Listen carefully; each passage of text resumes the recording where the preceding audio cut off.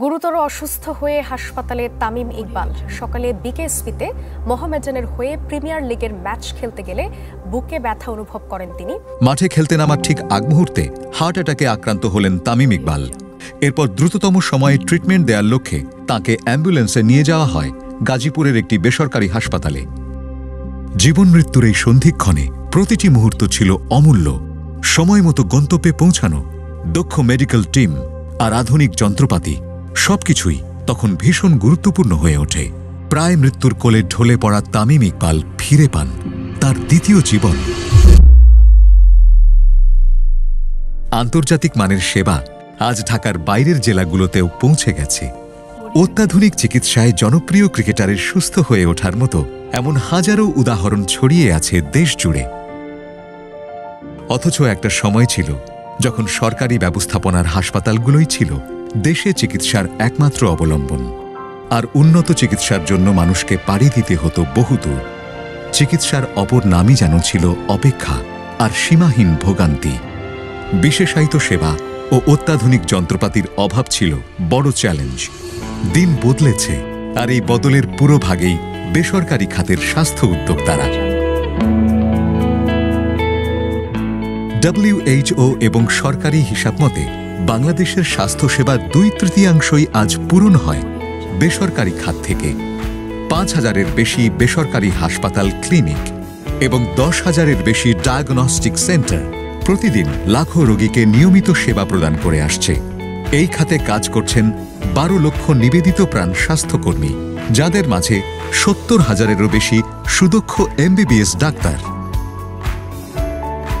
Laparoscopy থেকে robotic surgery, হৃদরোগের আধুনিক চিকিৎসা, IVF এর মাধ্যমে সন্তান জন্মদান কিংবা ক্যান্সারের রেডিওথেরাপি, প্রাইভেট সেক্টরের হাত ধরেই এসেছে আধুনিক চিকিৎসার ছোঁয়া।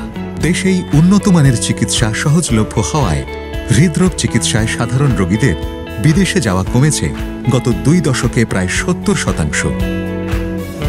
কোভিড মহামারীর সময়ও রোগ নির্ণয় ও হাসপাতাল সেবার সিংহভাগই প্রদান করে বেসরকারি স্বাস্থ্য খাত। স্বাস্থ্য সেবার সার্বজনীনতা মাথায় রেখেই বিভিন্ন প্রাইভেট হাসপাতালে দরিদ্র রোগীদের জন্য সংরক্ষিত আছে ফ্রি বেড। বেসরকারি স্বাস্থ্য সেবার এই অগ্রযাত্রায় অন্যতম অনুঘটক Bangladesh private hospital, clinic and diagnostic owners association বা BPHCDOA। দেশের বেসরকারি স্বাস্থ্য প্রতিষ্ঠান ও স্বাস্থ্য উদ্যোক্তাদের প্রতিনিধিত্বকারী একমাত্র সরকার স্বীকৃত অ্যাসোসিয়েশন। একদিকে সেবাবান্ধব নীতি প্রণয়নে প্রয়োজনীয় সংলাপ ও প্রচারণা, অন্যদিকে নির্দেশিকা, প্রশিক্ষণ ও কর্মশালার মাধ্যমে সদস্য প্রতিষ্ঠানগুলোর সক্ষমতা বৃদ্ধি, স্বাস্থ্য সেবাকে প্রতিনিয়ত শক্তিশালী করে তুলতে BPHCDOA কাজ করে যাচ্ছে, যার আওতায় রয়েছে 3,700 বেসরকারি হাসপাতাল, ক্লিনিক ও ডায়াগনস্টিক সেন্টার। বিদেশমুখিতা নয়, নিজস্ব দক্ষতা, প্রযুক্তি ও স্বাস্থ্য ব্যবস্থায় আস্থা তৈরি করার মাধ্যমে প্রতি বছর সাশ্রয় হবে $5 বিলিয়ন বৈদেশিক মুদ্রা।